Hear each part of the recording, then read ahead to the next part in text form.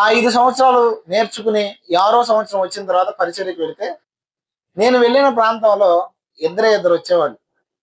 అంటే నన్ను నేను పరిచయం చేసుకోవడానికి చెప్తున్నాను. ఆ ఇద్దరిలో కూడా ప్రతి వారం ఒక ఆవిడ ఏమనేదంటే, ఎందుకయ్యా ఈ చర్చి, ఎవరు వస్తారు, ఇక్కడ ఎవరు మారరు, మీ ప్రయాస వేస్ట్. ప్రతి వారం ఇంచుమించు బుధవారం, ఆదివారం, ఒక్కొక్కసారి అయితే శుక్రవారం పూట కూడా పెట్టేవాడిని. ఎవరికైనా బాగోపోతే వెళ్ళి వెళ్ళి ప్రార్థన చేసేవాడిని. ఇంత ప్రయాస పడతాం వేస్ట్. ఎందుకంటే ఈ ప్రాంతంలో ఎంతో మంది సేవకులు వచ్చారు పోయారు, నువ్వు కూడా అంతే అని చెప్పింది.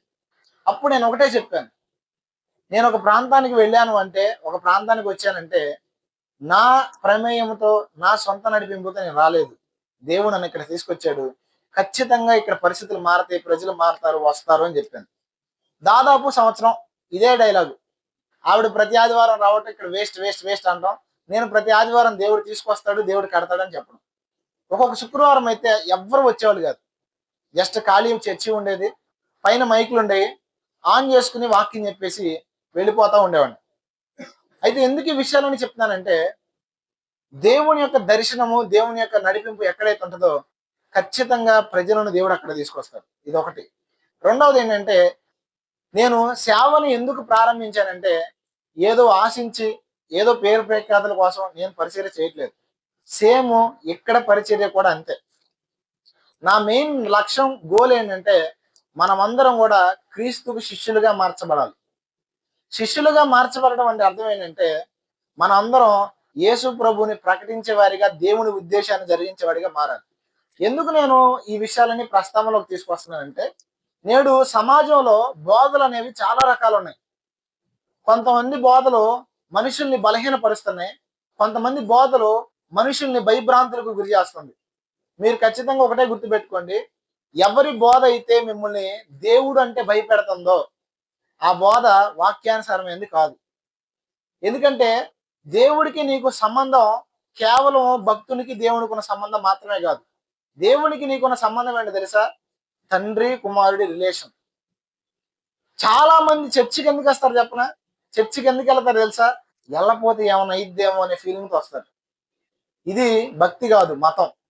ఎందుకు ఈ విషయం చెప్తున్నానంటే, ఈనాడు బోధన విధానాలు చాలా వ్యత్యాసమైనవి. అంత్య దినాల్లో అనేకమైన దుర్బోధలు ప్రబలతాయని వాక్యం చెప్తుంది. అంటే నేను ఎవరిని విమర్శించడానికి చెప్పట్లేదు, కానీ ఈ మాటలో మనం వినే బోధ విషయమై, మనం వెళ్ళే మందిరం విషయమై ఖచ్చితంగా మనం వాక్యాన్ని పరిశీలన చేసేవారిగా ఉండాలి. నేను ఖచ్చితంగా 100% చెప్పగలను, నేను ఏ మతాన్ని బోధించను. క్రైస్తవ్యంలో కూడా మతం ఉంది. క్రైస్తవ మతం ఏం చేసిద్దంటే, మనుషుల్ని ఆచార సాంప్రదాయాల వైపు తీసుకెళ్ళిద్ది, మనుషుల్ని బానిసలు చేసిద్ది.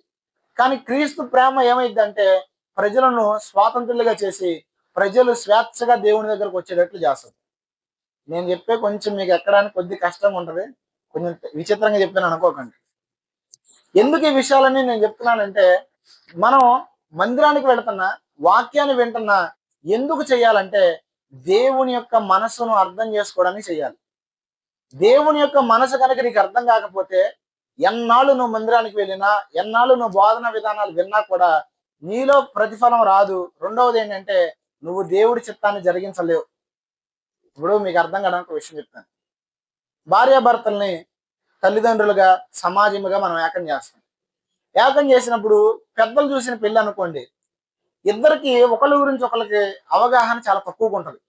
అవునా కాదా? పెళ్లి చేసుకోగానే తెలిసిపోతే ఫస్ట్ రోజు మా ఆయన ఏం తింటాడు, ఎలా ఉంటాడు మొత్తం తెలియదు కదా. ఫస్ట్ రోజు ఎలా ఉంటదంటే ఏమీ తెలియదు. కానీ క్రమేపీ క్రమేపీ ఏమైందంటే, ఆయన ఇష్టాలు ఏంటి, ఆయన లక్షణం ఏంటి, ఎక్కడ ఎలా మాట్లాడాలి, ఆయనతో మాట్లాడితే ఎక్కడ కోపం వస్తుంది, ఇవన్నీ కూడా కాలం గడిచే కొద్దికి మనుషుల్ని అర్థం చేసుకోవడాన్ని బట్టి మనకు తెలిసిపోతాయి. అలా తెలియడాన్ని బట్టి ఏమవుతాం అంటే, మనం మనుషులతో ఏకం అవ్వగలుగుతాం. అంతేనా కాదా? ఇప్పుడు నేనేంటో మీకు తెలియదు, టక్కున వచ్చి మీరు నాకు కనెక్ట్ ఎలా అవుతారు? అవ్వరు కదా. అలాగే ఫ్యామిలీ రిలేషన్ కూడా అంతే. సేమ్ టైం ఏంటంటే, దేవుని యొక్క లక్షణాలను, దేవుని గనక మనం సంపూర్ణంగా అర్థం చేసుకోలేకపోతే ఎన్నాళ్ళు వచ్చినా సరే అక్కడే కూర్చుంటాం, కానీ దేవుని కొరకు బ్రతికే వారిగా మారలేం. అందుకే నేను ఎప్పుడు మతాన్ని బోధించట్లేదని చెబుతున్నాను. మతం నేను ఖచ్చితంగా బోధించనడానికి రుజువు ఏంటంటే, నేను వాక్యాన్ని ఉన్నది ఉన్నట్టే చెప్తాను. మీకు ఎగ్జాంపుల్ ఒక విషయం చెప్తాను. మీరు నాకన్నా సీనియర్స్ కదా. ఒక వ్యక్తి కనుక దెయ్యాన్ని ఒలగొట్టాలనుకోండి, అంటే అర్థం కావడం చెప్తున్నా, భయపడకండి మళ్ళీ దెయ్యాలనగానే. ఆ వ్యక్తికి కావాల్సిన అర్హతలు ఏంటి? ఇంకొక పాయింట్ చెప్తాను. ఒక వ్యక్తి చేతులు వేసి ఇంకొక వ్యక్తికి ప్రార్థన చేయాలనుకోండి, ఆ వ్యక్తికి కావాల్సిన అర్హత ఏంటి? చాలా మంది సేవకులు ఈరోజు దౌర్భాగ్యం అనిపిస్తుంది, ఏడుపు వస్తుంది కొంచెం చూస్తుంటే. ప్రజలను ఎంత భయపెడుతున్నారంటే దేవుని శక్తి కన్నా దేవుని శక్తి గొప్పది అన్నట్టు చెప్తున్నారు వాక్యం.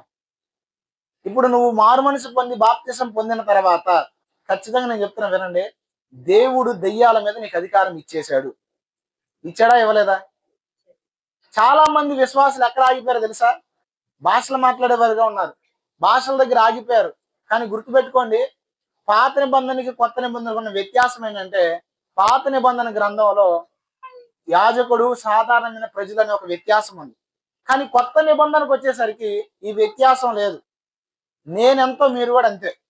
ఎందుకంటే పేతురు రాసిన పత్రికలో వాక్యం స్పష్టంగా చెప్తుంది, మనమందరము కూడా రాజులైన యాజక సమూహం. అంటే ఇప్పుడు నేను రాజుని, మీరు రాజులే, నేను యాజకుని, మీరు కూడా.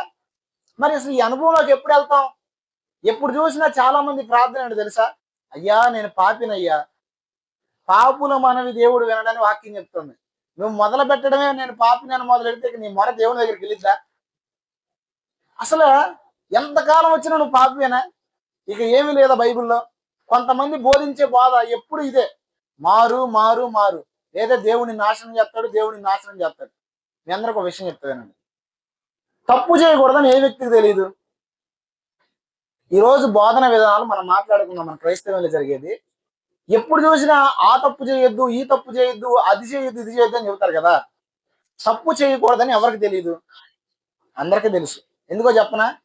మనం ఎలా బ్రతకాలో, ఏది తప్పో ఏది ఒప్పో దేవుడు ఎక్కడ పెట్టాడంటే మన మనస్సాక్షిలో పెట్టాడు. నువ్వెవరో బోధించకపోయినా, నువ్వే మందిరానికి వెళ్ళకపోయినా, నీలో ఉన్న ఈ మనస్సాక్షి ఏం చేసిద్దంటే నువ్వు చేసేది తప్ప రైట్ అనేది నీకు బోధించింది. మరి నువ్వు చర్చికి వెళ్ళి పద్దాకడ అదే ఏంటి ప్రయోజనం? ఏమనుకోకండి, మొన్న కోటాలకు వెళ్ళాను.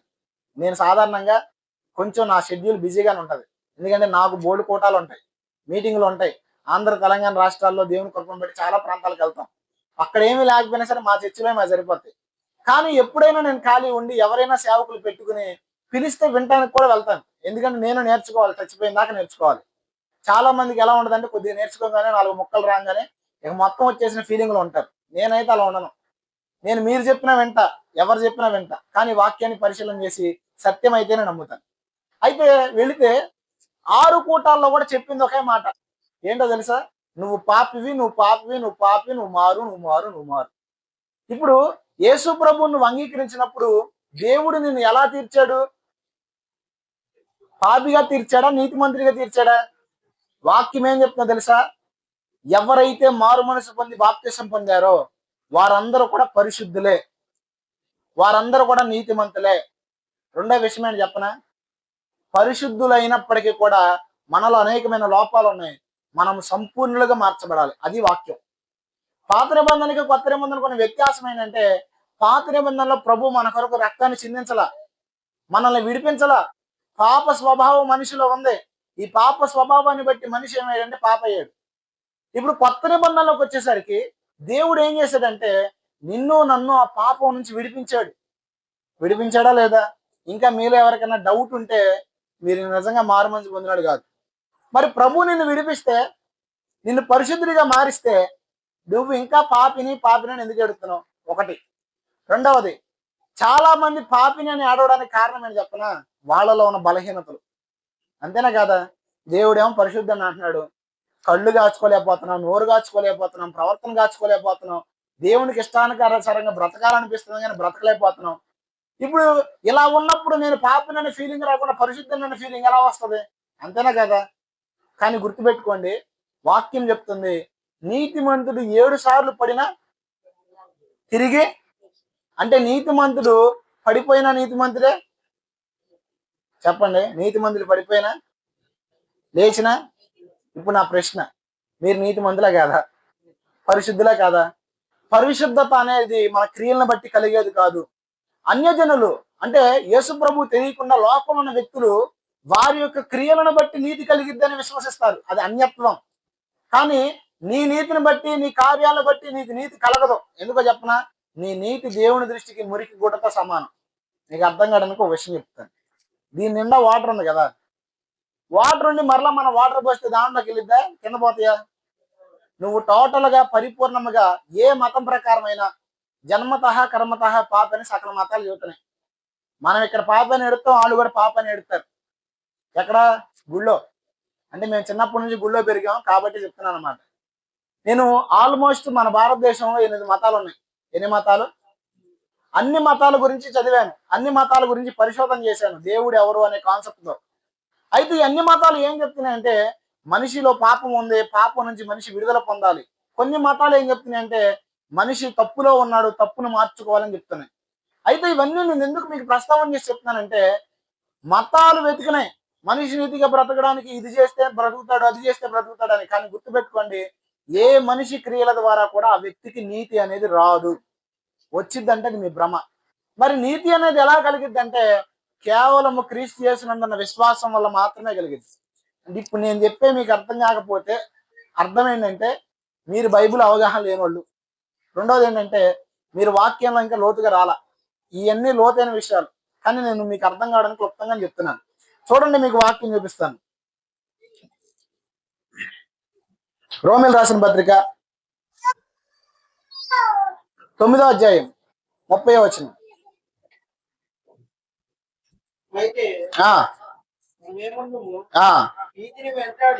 నీతిని వెంటాడని అన్యజనులు నీతిని అనగా విశ్వాస మూలమైన నీతిని, ఆగండి, అన్యజనులు నీతిని వెంటాడలేదంట. ఏం వెంటాడలా? కానీ నీతిని పొందారంట. ఎలా పొందారంట? వాళ్ళు విశ్వాస మూలంగా పొందారంట. తర్వాత చూడండి 31. అయితే ఇశ్రాయేలీయులు నీతి కారణమైన నియమములను వెంటాడినను ఆ నియమమును అందుకోలేదు. ఆగండి, నీతినేమో ఒకళ్ళు ఎతికారంట, వాళ్ళకి దొరకలేదంట.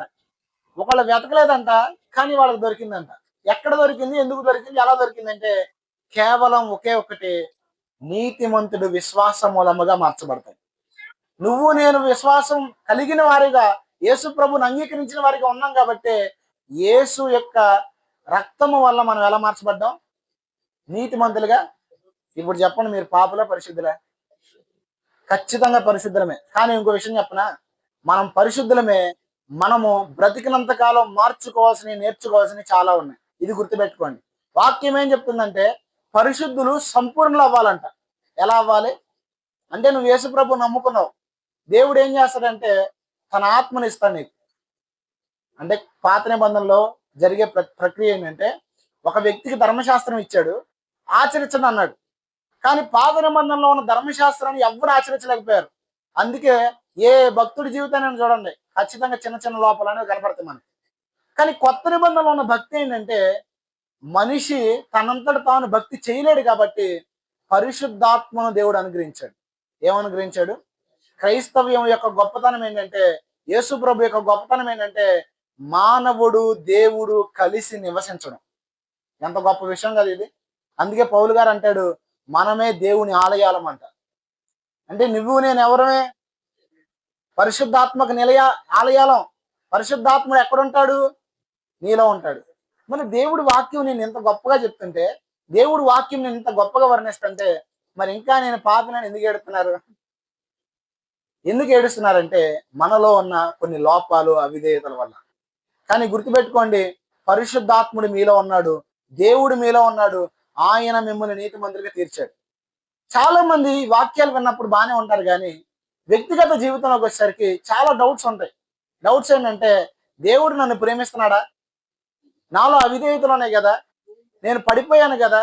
చాలా మందికి ప్రార్థన చేయాలని తెలుసు, కానీ ప్రార్థన చేయలేరు. సమాజంలో ప్రార్థన చేస్తారు, సంఘంలో ప్రార్థన చేస్తారు, వ్యక్తిగత ప్రార్థన ఉండదు. చాలా మందికి దేవుడి మీద విశ్వాసం ఉంచాలని తెలుసు, విశ్వాసం ఉంచాలని తెలిసినప్పటికీ ఏమైతే తెలుసా? విశ్వాసం ఉండదు వాళ్ళకి. మనోళ్ళే, వాక్యం వినేవాళ్ళే, క్రైస్తవులే, విశ్వాసం లేకపోవడానికి రకరకాల కారణాలు ఉంటాయి. ఒకటి సహవాసం లోపం. అంటే మీరు వినే వాక్యం మిమ్మల్ని బలపరచకపోతే మీరు అన్నాళ్ళు వాక్యం విన్నా సరే మీరు బలవంతులుగా మార్చబడలేరు, ఒకటి. రెండవది ఏంటంటే మీలో అవిధేయతలు. మూడవది ఏంటి తెలుసా? పరిస్థితులు. పరిస్థితిని బట్టి కూడా మనకు కొన్నిసార్లు ఏమైతే తెలుసా? భ్రష్టత్వం వస్తుంది. ఏమొచ్చింది? దేవుడి దగ్గరికి రాలేము, దేవుని వెంబడించలేము, దేవునికి దూరం అయిపోతుంటాం. ఇప్పుడు ఇలాంటి వారి పట్ల దేవుని యొక్క ఉద్దేశం ఏంటి? దేవుడు ఇలాంటి వారిని దగ్గరికి రానిస్తాడా? దేవుడు తోసేస్తాడా? మీరు పరిశుద్ధులు కదా, దేవుడు మిమ్మల్ని పరిశుద్ధులుగా మార్చాడు కదా, మీ పరిశుద్ధతను మీరు కోల్పోయి దేవుడికి సమీపంగా లేని స్థితిలో మీరుంటే, ఒక రకంగా చెప్పాలంటే మన భాషలో భ్రష్టురాళ్ళుగా మారిపోతే, మీ విశ్వాసం కోల్పోతే మరలా దేవుడు మిమ్మల్ని చేర్చుకుంటాడా? నా ప్రశ్న. చేర్చుకుంటాడా? చేర్చుకుంటాడా? కన్ఫామేనా? ఖచ్చితంగా కన్ఫామ్. చాలా సార్లు మనం ఏం చేస్తామంటే అపవాది యొక్క స్వరానికి చెవిస్తాం. అంటే నేను స్పిరిట్ లో గ్రహించి చెప్తున్నాను ఈ విషయం.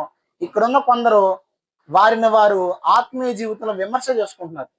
నేను పనికిరాను, దేవుని కొరకు నా జీవితం పనికిరాదు, నేను వేస్ట్, దేవుడికి నన్ను క్షమించడేమో, మరలా నేను దేవుడి దగ్గరికి వెళ్ళిన వృధానేమో అనే ఈ ఆలోచనలో ఉంటారు. కానీ గుర్తుపెట్టుకోండి, దేవుడు ఖచ్చితంగా కోరుకునేది ఏంటంటే నీ మార్పు. దేవుడు కోరుకునేది అంటే నీ ఫలింపు. అందుకే చూడండి, మీకు ఒక వాక్యం చూపిస్తాను.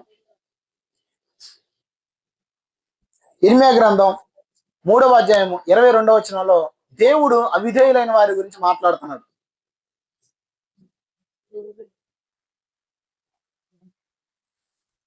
ఇర్మియా గ్రంథం 3వ అధ్యాయము 22వ వచనం. త్వరగా. ఇర్మియా గ్రంథం 3వ అధ్యాయము 22వ వచనం. చూడండి, దేవుడు ఎవరితో మాట్లాడుతున్నాడు? భ్రష్టులైపోయారంట, దిగజారిపోయారంట, ఆత్మీయతలో క్షీణించిపోయారంట, దేవునికి దూరం అయిపోయారంట, వాళ్ళతో మాట్లాడుతున్నాడు. నేను చదువుతా వినండి. భ్రష్టులైన బిడ్డలారా తిరిగి రండి, మీ అవిశ్వాసమును నేను బాగు చేసేదను అంటున్నాడు. అంటే దేవుడు ఓన్లీ శరీరాన్ని స్వస్థపరుస్తాడు అనుకుంటున్నారా? గుర్తుపెట్టుకోండి, చదరిపోయిన మీ ఆత్మీయ జీవితాన్ని కూడా మరలా తిరిగి ఆయన కట్టగలడు. సమస్తం ఆయన సృష్టించాడు కాబట్టి సమస్తాన్ని మరల నీ ఆత్మీయ స్థితిని నూతన పరచగలడు ఆయన. చాలా సార్లు మనలో ఉన్న అవిధేయతలు బట్టి, మనలో ఉన్న అపనమ్మకాన్ని బట్టి దేవునికి దూరంగా జీవిస్తాం. రెండో పాయింట్ నేను చెప్పనా, ఎవరైతే పరిపూర్ణముగా దేవుని నమ్మలేరో వారు దేవునికి సమీపంగా రాలేరు. రెండోది ఏంటంటే దేవునికి ఇష్టలుగా వాళ్ళు బ్రతకలేరు. ఎవరు తీయదులే కానీ హెబ్రీ రాసిన పత్రిక 11వ ఏముందంటే, ఎవరైతే విశ్వాసం ఉంచుతారో దేవుని యొద్దకు వచ్చేవాడు ఆయన ఉన్నాడని, ఆయన వెతుకువాడికి ఫలం దయచేయడం అని నమ్ముతారో వారే దేవునికి ఇష్టలైన వారంట. దానిపైన ఉంటది, విశ్వాసము లేకుండా దేవునికి ఇష్టలైనట అసాధ్యము. అంటే ఇప్పుడు నువ్వు దేవుడిని నమ్మకపోతే, ఆయన దగ్గరికి రాకపోతే నువ్వు ఎలా దేవునికి ఇష్టమైన బిడ్డగా ఉంటావు? ఇప్పుడు దేవునికి ఇష్టమైన బిడ్డగా మనం లేవు, కరెక్టే. దేవునికి దూరం అయిపోయా, కరెక్టే. కొన్ని పరిస్థితులు నిన్ను దేవుని వేరు చేసిన, కరెక్టే. అయితే దేవుడు నేను పిలుస్తున్నాడు ఈ రాత్రి ఏంటంటే, భ్రష్టురాలు అయిపోయావా? ప్రార్థన చేయలేకపోతున్నావా? ఒకనాటి స్థితి ఈ రోజు లేదా? అయితే నీకు శుభవార్త, మరలా తిరిగిరా. చాలా మంది గతంలో ఆగిపోతారు. గతంలో ఏ పొరపాట్లు జరుగుంటాయి, గతంలో దేవునికి నీకు వ్యతిరేకమైన వేవో నీ జీవితంలో ఎంటర్ అయి ఉంటాయి. చాలా మంది అక్కడ ఆగిపోయి ఏం చేస్తారు తెలుసా? బాధపడుతూ ఉంటారు. ఒకప్పుడు నేను ఇలా ఉన్నాను, ఇప్పుడు నా స్థితి ఇలా ఉంది, ఒకప్పుడు అలా ఉన్నా బాగుండేది, ఆ తప్పు చేయకపోయినా బాగుండేది, అది ఇదని చెప్పేసి చాలా మంది గతాన్ని మనసులో పెట్టుకుని ప్రస్తుతంలో సంతోషంగా బ్రతకలేదు. ఖచ్చితంగా గుర్తుపెట్టుకోండి, రాత్రి దేవుడు చెప్తున్న మాట ఏంటంటే గతాన్ని వదిలే. ఎందుకో తెలుసా?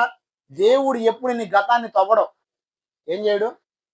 మనుషులు అయితే ఏం చేస్తారంటే, మనిషికి మాట వచ్చింది అనుకోండి, దిప్పి పొడుస్తారు. నువ్వు అప్పుడు అలా చేసావు, నువ్వు ఇప్పుడు ఎలా చేసావు, నువ్వు ఇప్పుడు ఏదో పర్ఫెక్ట్ గా బతుకుతున్నావు, కానీ అప్పుడు ఏమన్నా పర్ఫెక్టా? వీడు మారిపోయినా సరే, వీడు పరిశుద్ధంగా బతుకున్నా సరే, సమాజం ఏం చేస్తుంది అంటే జరిగిపోయిన దాన్ని ఎత్తిద్ది. ఎందుకంటే అపవాది జరిగిన దాన్ని చూపించి నిన్ను భ్రష్టత్వంలోకి తీసుకెళ్తాడు.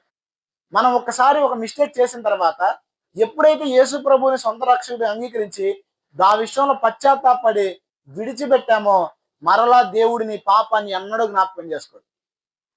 కానీ పదే నీ పాపం నీకు జ్ఞాపకం వస్తుంది. ఆ జ్ఞాపకం వచ్చిన దాన్ని బట్టి నీలో పశ్చాత్తాపమే కాకుండా ఆత్మీయ హీనత కలుగుతుంది అంటే గుర్తుపెట్టుకో, అది అపవాది పని.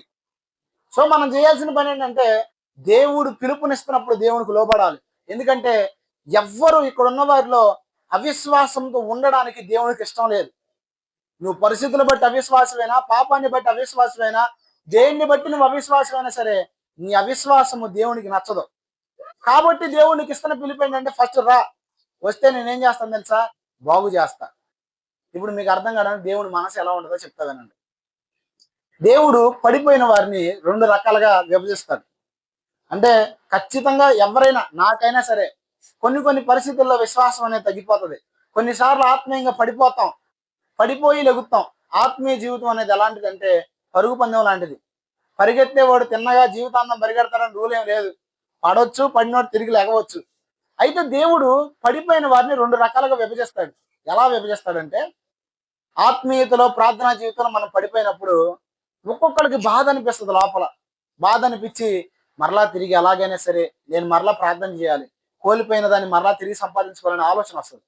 ఇంకో కొంతమంది ఏం చేస్తారు తెలుసా, ఇక మన వల్ల కాదులే, ఇక మనం చేయలేములే అని చెప్పేసి వారు ఏ స్థితిలో ఉన్నారో ఆ స్థితిని బట్టి అడ్జస్ట్ అయిపోయి అక్కడే బతికేస్తుంటారు. ఇంకా వాళ్ళు చెప్పే డైలాగులు ఏంటంటే, ఒకప్పుడు నేను ఎంత ప్రార్థన చేశాను తెలుసా, ఫస్ట్ లో నేను ఎట్టున్నాను తెలుసా, ఇప్పుడే ఎట్ట అయిపోయానని డైలాగులు చెబుతారు. ఇట్లాంటి వాళ్ళని దేవుడు పక్క తీసేస్తాడు. ఎందుకంటే వీడిని పరిగెత్తమని దేవుడు ప్రోత్సహించినాడు, పరిగెత్తాడు కాబట్టి. కానీ దేవుడికి ఎలాంటి వాళ్ళు కావాలి తెలుసా, ఒకసారి ఒక మిస్టేక్ మన ద్వారా జరిగిన తర్వాత మనం దాన్ని సరి చేసుకుని దేవుని దగ్గర పశ్చాత్తాపడి మరలా పరిగెత్తేవాడు దేవుడికి కావాలి. ఇర్మియాతో దేవుడు మాట్లాడతాడు, భూమి మీద పడని వాడెవడో, నరుడిగా పుట్టిన వాళ్ళ పాపము చేయని వాడెవడో, ఈ ప్రజలు ఎంతకాలం నాకు దూరంగా బతుకుతారు. మీకు విషయం చెప్పనా, ఒక తప్పు చేయడం ఎంత తప్పో ఆ తప్పులో కొనసాగించడం కూడా అంతే తప్పు. ఒకటి తప్పు అని నీకు తెలిసినప్పుడు తప్పులో నువ్వు కొనసాగుతున్నావు అంటే ఖచ్చితంగా గుర్తుపెట్టుకో, నువ్వు చేసిన తప్పు కన్నా అధికమైన శిక్షను అనుభవిస్తావు. అయితే దేవుడు నీ నుంచి కోరుకునేది ఏంటంటే, పరిస్థితులన్నీ ఎలాగున్నా వాటిని వదిలేసి దైవ చిత్తాన్ని వెతుక్కుంటూ మరలా దేవునికి కనెక్ట్ అవ్వాలా, అది దేవుడు కోరుకుంటాను. మరి ఈరోజు నా ప్రశ్న, తగ్గిపోయింది ప్రార్థన, ఒకప్పుడు చేసిన ప్రార్థన ఇప్పుడు చేయలేకపోతున్నావు, ఒకప్పుడు చేసిన భక్తి ఇప్పుడు చేయలేకపోతున్నావు, తిరిగి కొనసాగించాలని ఆలోచన ఉందా, అక్కడే ఆగిపోయావా? ఆగిపోతే గుర్తుపెట్టుకో, నువ్వు వెళ్ళేది పుట్టును గాలిచి అగ్నిలోకే. కానీ ఆగిపోకుండా మరలా తిరిగి నిలబడు. దేవుడు ఏం చేస్తాడు తెలుసా, నిలబడడానికి కావాల్సిన శక్తి సామర్థ్యాలు ఆయన ఇస్తాడు. దేవుడు ఉన్న ఒక గొప్పతనం ఏంటంటే, ఆయన ఏం చెప్తాడో ఆయన చెప్పిన దాన్ని పాటించే శక్తి అధికారం ఆయన ఇస్తాడు. మీకు అర్థమవుతుందా? ఏ మానవుడు కూడా దేవుని యొక్క నియమాలను పాటించలేడు. మీరు పాటించగలుగుతారేమో, నేనైతే పాటించలేను. నేనే కాదు, భూ ప్రపంచం మీద ఎవరి వల్ల కాదు. మరి పాటించకపోతే పరలోకం వెళ్తామా? వెళ్ళాం. మరి పాటించాలి అంటే మన వల్ల కాదు. అందుకే దేవుడు ఏం చేశాడంటే పరిశుద్ధాత్మను అనుగ్రహించాడు. యెహెజ్కేలు గ్రంథంలో యెహెజ్కేలుతో దేవుడు ఒక మాట చెప్తాడు. ఆ మాట ఏంటంటే, నరపుత్రుడా నువ్వు చక్కగా నిలబడు, నేను నీతో మాట్లాడాలంటాడు. యెహెజ్కేలు ట్రై చేస్తాడు కానీ నిలబడలేడు. అప్పుడు జరిగే విషయం ఏంటంటే, దేవుడు తన ఆత్మను పంపి యెహెజ్కేలు నిలబెడతాడు. అని నువ్వు చెప్పింది ఎవరు నిలబడమని? దేవుడే. నిలబెట్టడానికి సామర్థ్యం ఇచ్చింది ఎవరు? దేవుడే. ఎందుకు యెహెజ్కేలుకి సామర్థ్యం ఇచ్చాడు, నీకు ఇవ్వలేకపోతున్నాడంటే, నీలో ఆ స్పృహ లేదు. ఏ స్పృహ? నా వల్ల కాదులేని ఆగిపోతున్నావు. గుర్తుపెట్టుకో, ఎప్పుడు నా వల్ల కాదనే మాట నీ వెంట రానివద్దు. ఎందుకంటే నీ ఆత్మీయ జీవితం కేవలం నువ్వు ఒక్కడే అడుగే కాదు, నువ్వు ఒక్కడే నడకే కాదు, ఇద్దరు కలిసి నడుస్తున్నారు. ఎవరా ఇద్దరు? దేవుడు నువ్వు, పరిశుద్ధాత్ముడు నువ్వు. అయితే నువ్వు ఎప్పుడైతే స్పృహ కలిగి ఉంటావో అప్పుడు పని చేస్తాడు ఆయన. మీకు మాట చెప్పనా, పరిశుద్ధాత్ముడు మీలో ఉన్నాడా లేడా? ఉన్నాడా? మీరు మారు మనసు పొంది ఎప్పుడైతే బాప్తిసం పొందారో పరిశుద్ధాత్మ అనే వరాన్ని పొందేశారు ఆల్రెడీ. చూడండి, ఆ మాట చూపిస్తాను. అపోస్తుల కార్యముల గ్రంథంలో ఉంటది. అపోస్తుల కార్యముల గ్రంథం 2వ అధ్యాయము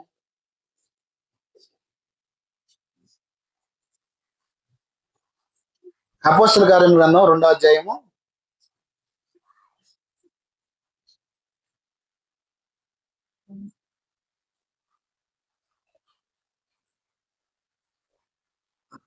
24 వచ్చిన చూడండి ఒకసారి.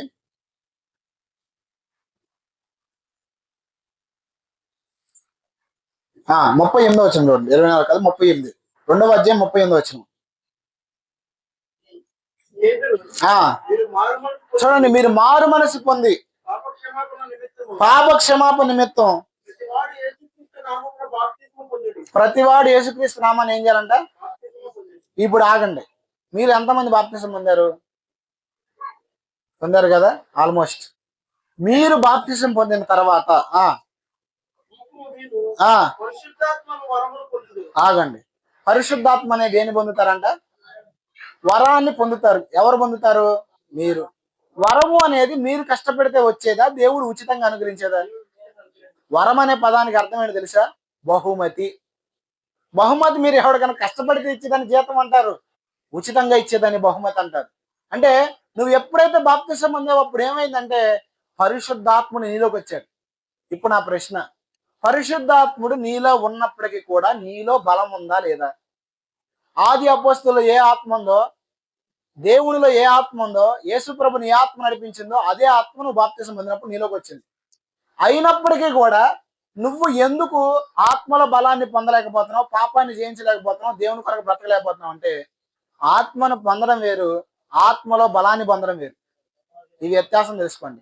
పరిశుద్ధాత్ముడు నీలోనికి వచ్చిన తర్వాత పరిశుద్ధాత్ముడు నిన్నేం చేస్తాడు తెలుసా? దేవుని యొక్క సహవాసాన్ని ప్రేరేపిస్తాడు. సేమ్ యేసు ప్రభు జీవితంలో జరిగింది అదే.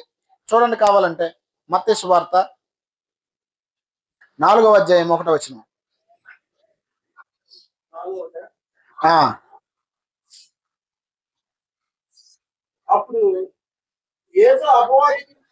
సరే, దాని పై వచనం చదువుదాం.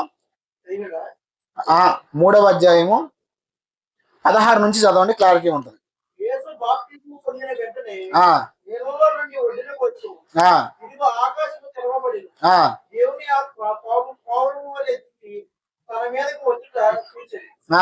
మరియు ఇదిగో ఈయనే నా ప్రియ కుమారుడు, ఈయన యందు నేను ఆనందించుచున్నానని శబ్దం ఆకాశం నుండి వచ్చింది. ఇప్పుడు యేసు అపవాది చేత శోధించబడుతుంది. చాలు చూడండి, ఇక్కడ స్పష్టంగా కనుక మనం చూస్తే యేసు ప్రభు బాప్తిసం పొందాడు. బాప్తిసం పొందిన తర్వాత జరిగింది ఏంటంటే ఆయనను అరణ్యంలోకి తీసుకుపోయారు. ఎవరో? పరిశుద్ధాత్మ దేవుడు.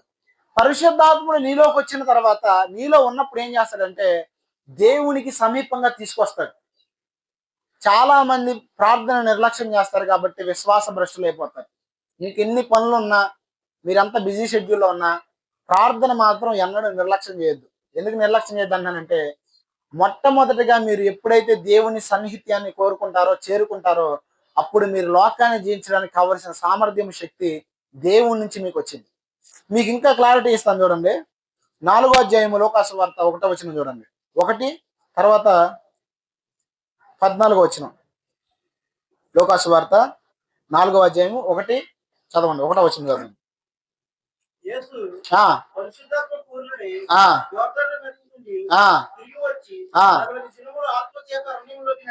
చూడండి క్లారిటీగా ఉంది ఇక్కడ. 40 దినాలు ఆత్మచేత ఎక్కడ కొనుక్కోబడ్డాడంట? అరణ్యంలోకి వెళ్ళాడు. ఇక్కడ చూడండి, అరణ్యంలోకి వెళ్ళిన తర్వాత యేసు ప్రభువులోకి ఏమొచ్చిందో 14వ వచనంలో ఉంది చూడండి.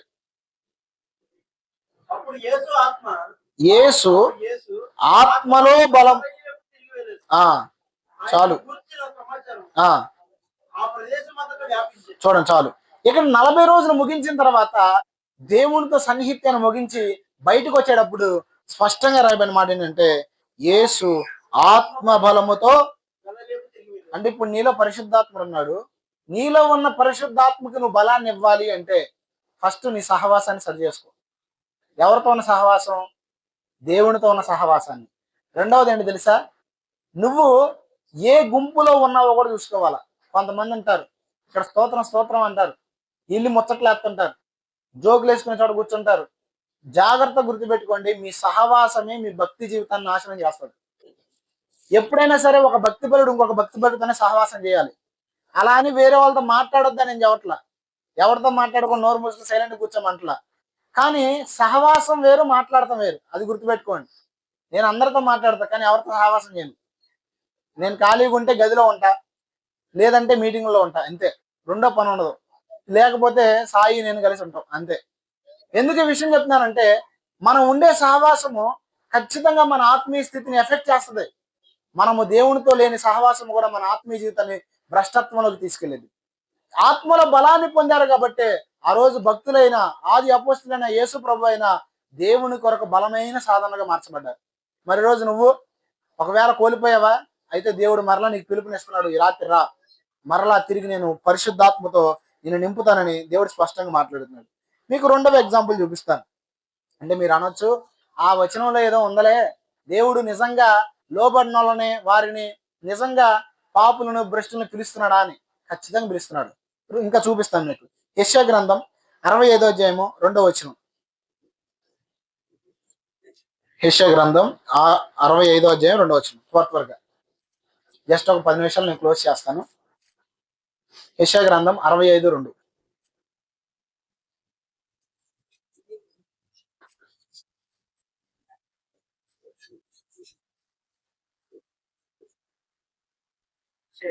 యెషయా గ్రంథం 65వ అధ్యాయము 2వ వచనం.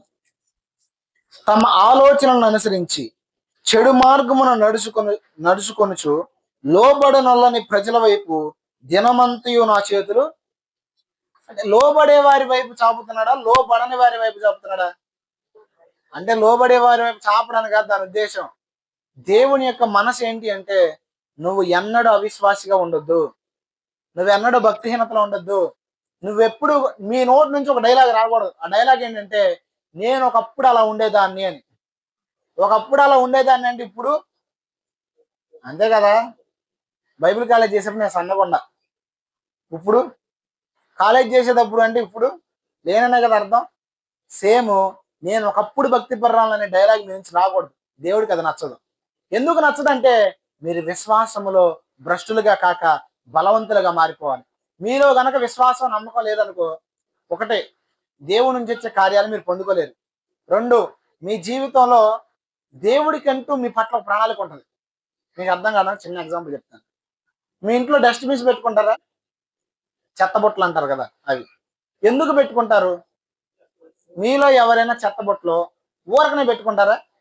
అంటే ఊరన ఆడ ఖాళీ ఉంది కానీ స్థలం పెడతారా? పెట్టరు. వేస్ట్ చేయడానికి పెడతారు. మనం మనుషులం, సాధారణమైన మనుషులమే.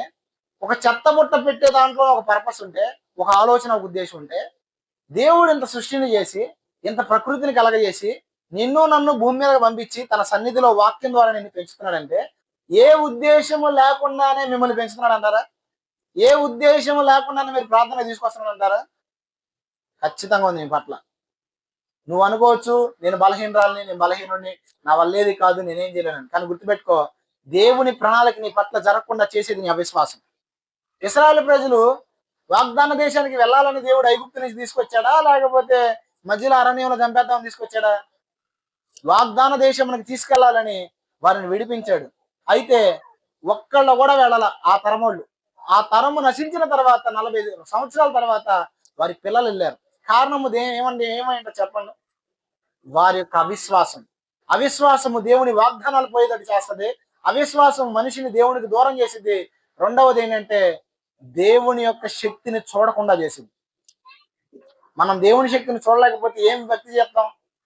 ఇప్పుడు మీ జీవితంలో సంవత్సరాలు వస్తున్నారు, అసలు ఏమి జరగట్లా, అభివృద్ధి లేదు, ఆశీర్వాదం లేదు. మీకు నేను ఖచ్చితంగా ఒక విషయం చెప్తానండి. ఇప్పుడు నేను సేవ్ చెప్పాను కదా, లోకపరమైన ఆశీర్వాదం కోసం చెప్తానా? అసలు లోకంలో అట్లా సంపాదించుకొని చెప్పను. నేను ఎప్పుడు కూడా మా చర్చిలో కూడా లోకపరంగా మీరు దీవించబడతారు, ఎదుగుతారు, అభివృద్ధి చెందుతారని చెప్పినా కూడా వాటిని ఎప్పుడు హైలైట్ చేయను నేను. ఎందుకు హైలైట్ చేయనంటే, మీరు ఎంత వెతికినా సరే మీరు దైవభక్తిలో సరవ్వకుండా మీరు అభివృద్ధిలోకి రారు. చాలా మంది చేసే ప్రయత్నం ఏంటంటే, యేసు ప్రభు దగ్గరకు వచ్చి, ప్రభా నాకు అది చేయను, ఆయన ఇది చేయి ప్రభు అంటారు. కానీ ఎప్పుడైనా సరే దేవుడు నా నుంచి ఏం ఆశిస్తున్నాడనే ఆలోచన మీకు వచ్చిందా?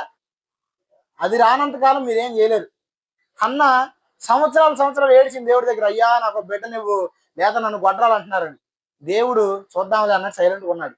కానీ ఎప్పుడైతే తండ్రి నీ కొరకు ఒకరిని పెంచుతా, నాకు సంతానం ఇవ్వన్నప్పుడు దేవుడు ఆ ప్రార్థన విని గర్భాన్ని తెరిచాడు.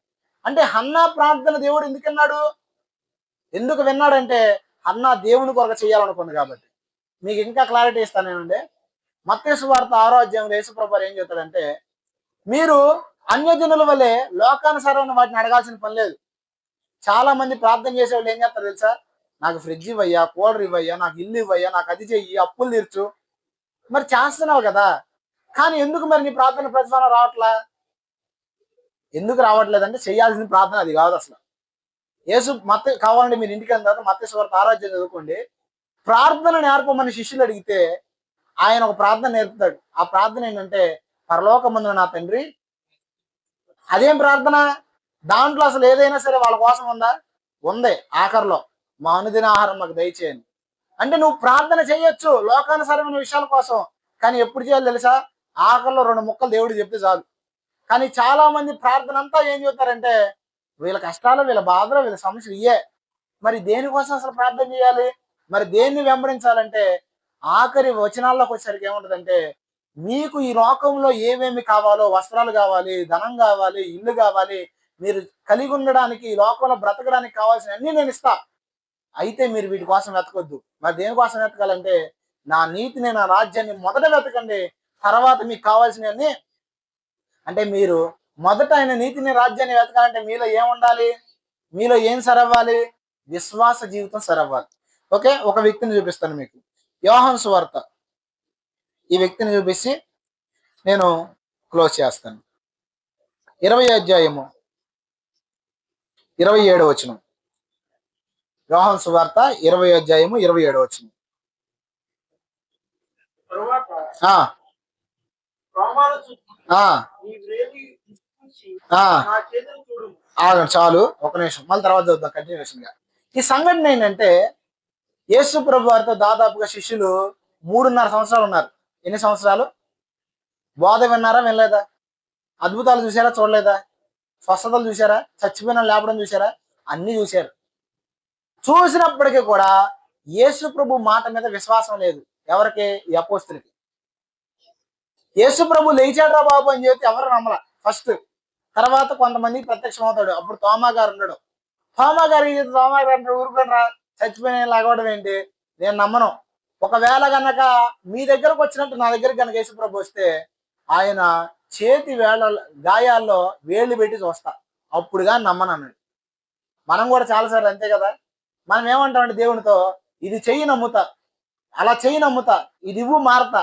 కానీ దేవుడు ఏమంటాడు తెలుసా? ఇది ఇవ్వను, ఫస్ట్ నువ్వు మారు, తర్వాత ఇస్తా అంటాడు. దేవుడు అంతా రివర్స్ ఉంటుంది. ఈ కార్యం చేయను ఆయన బాప్తిసం పొందుతా, ముందు నువ్వు శుభ్రంగా మారుమనసు పొందు, ఈ కార్యం నేను చేస్తాను అంటాడు. మనకే దేవుడికి రివర్స్ అన్నమాట. మనం వాడు ఏదైతే అడుగుతామో దేవుడు నువ్వు మారిస్తానంటాడు. అంతే సింపుల్ గా. అయితే చూడండి, తోమ నేను నమ్మనన్నాడు. అప్పుడు యేసుప్రభు వారు ఇంత పిచ్చోడు వెంటయా, ఇంత అల్ప విశ్వాసం ఏంటని తిట్టలేదు. తిట్టకుండా ఏమన్నాడు చూడండి. ఆ ఆ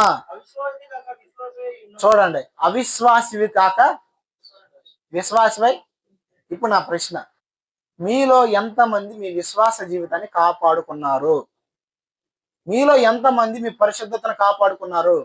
మీలో ఎంతమంది వాక్యానుసారమైన జీవితాన్ని కలిగి ఉండాలని తెలిసినా కలిగి ఉండారు?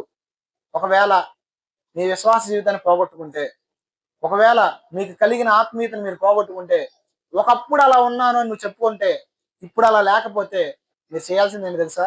ఫస్ట్ దేవుడి దగ్గరకు వచ్చి పశ్చాత్తాపడండి. రెండవది పరిశుద్ధాత్మ సహాయాన్ని అడగండి. ఆ పని భక్తుడైన దావీదు చేశాడు. ఘోరమైన పాపం చేసి దేవుడి నుంచి దూరం అయిపోయింది హృదయం.